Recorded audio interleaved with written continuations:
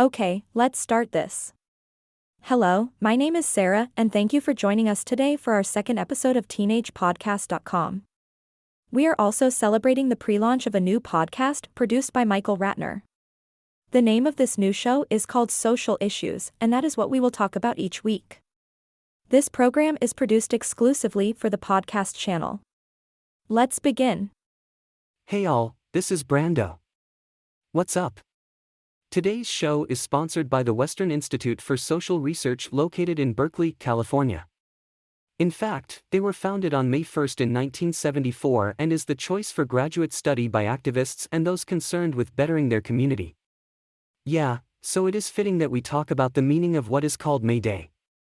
If you never heard of May Day, then listen up. This is a celebrated worldwide event, and on today's show we will examine why May 1st is such an important date. Yes, the first day of May is important. Around the world, May 1st is also called International Workers' Day and is the recognized day of the year that commemorates the struggles and gains made by workers and the labor movement. It is observed in many countries on May 1st. In the United States and Canada, a similar observance, known as Labor Day, occurs on the first Monday of September. May Day began as a European festival of ancient origins marking the beginning of summer, usually celebrated on May 1st, around halfway between the spring equinox and summer solstice. Festivities may also be held the night before, known as May Eve. Traditions often include gathering wildflowers and green branches, weaving floral garlands, crowning a May Queen, sometimes with a male companion, and setting up a maypole, May tree, or May bush, around which people dance. Bonfires are also part of the festival in some regions. When did it change from just being a summer festival to becoming a day to honor worker rights? In 1889, May 1st was chosen as the date for International Workers' Day by the Second International, to commemorate the Haymarket Affair in Chicago and the struggle for an 8-hour working day.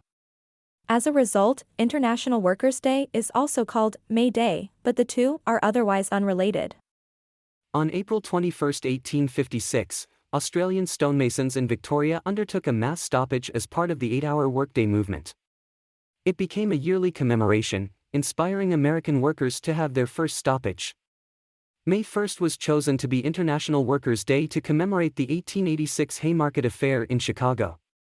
In that year, beginning on May 1st, there was a general strike for the 8-hour workday. On May 4th, the police acted to disperse a public assembly in support of the strike when an unidentified person threw a bomb. The police responded by firing on the workers. The event led to the deaths of 7 police officers and at least 4 civilians.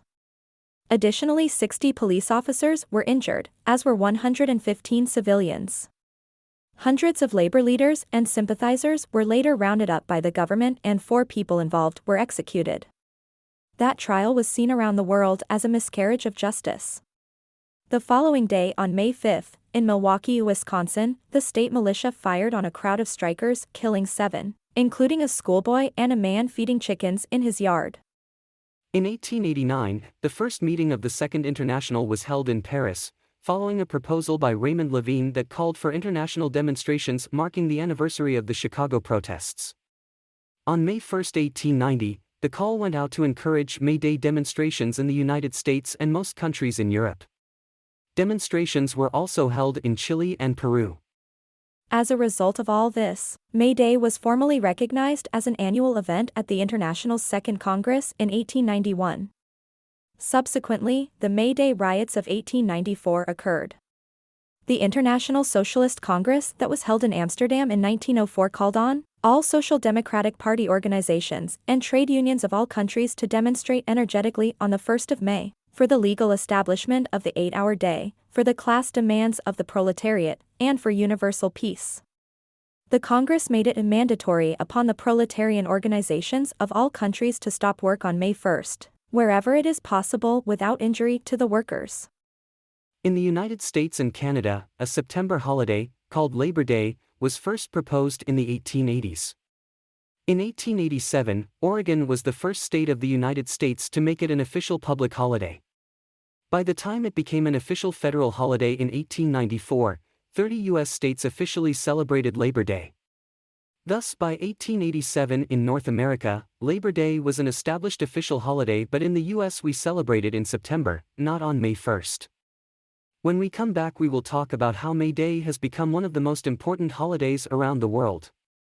We want to thank our education sponsor, the Western Institute for Social Research located in Berkeley, California, for their support of our podcast. Yes, welcome back to the Teenage Podcast.